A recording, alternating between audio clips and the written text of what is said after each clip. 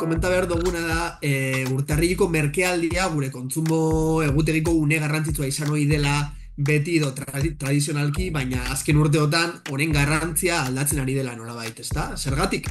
Ba, bueno, orain Black Friday, Black Week, Cyber Monday edo baita ere online merkataritzako etengabeko eskaintzekin bizi gara. Hori da errealitatea. Eta berapenek ez dute iaia amaierarik. Baina hala ere, kultura faktore batengatik akaso edo ez dakigu ondo, baina merkealdiaren erakarrigarritasunak oraindik dirau gure gizartean.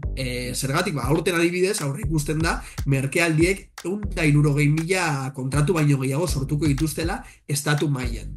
Honek erakusten du nolabait garrantzitsuak izaten jarraitzen dutela kontsumitzaileentzat, baina baita gure ekonomia lokalarentzat ere. Guri ekakuen gustatzen zaigu nolabait esatea merkealdia produktuen prezioan egin behar dela, ez gure eskubideetan, ezta? Batzutan ahaztu egiten gara nolabait merkealditara joaten garelako, baina merkealdietan kontsumitzaileen eskubideak ez dira desagertzen.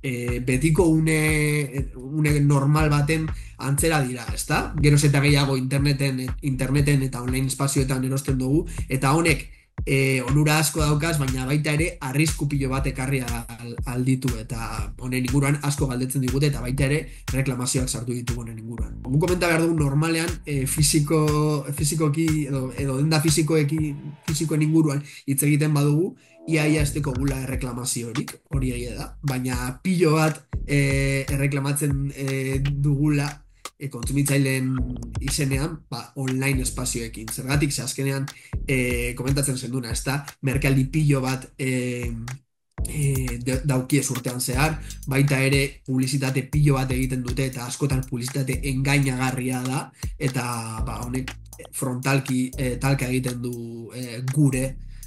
gure eskubideekin, kontsumitzaile lez dekoguzan eskubideekin. Bidez, agertu daiteke, nolabait, 170ko deskontu baten pop-up edo flash bat.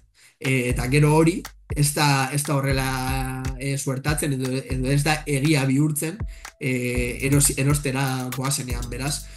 Honen inguruan geroz eta kontsulta gehiago aurkitzen dugu, ze jendeak normala da, ez da, jendeak zalantzak ditu, hau legala da? Ba, bueno, horren kontra borrokatzen ari gara egunero hemenekan, baina, bueno, baita ere nahiko zaila da, ze azkenean residentzia fiskala ez daukie hemen estatuan, eta honelako kopuruz txikiak erreklamatzea beti da baita ere zaila, baina, bueno, honen kontra gabiz borrokatzen egunero, ze azkenean pentsatzen dugu onura pilo bat ekarri aldauzela interneten eta online espazioetan kontsumitzea, hori egia da, ze azkenean errez daukagu gure eskura, gure etzetik egin aldoguz erosketa guztiak, baina gero baita ere arrisku pilo bat dakars bere atzetik fizikoki erosteak ez daukanak.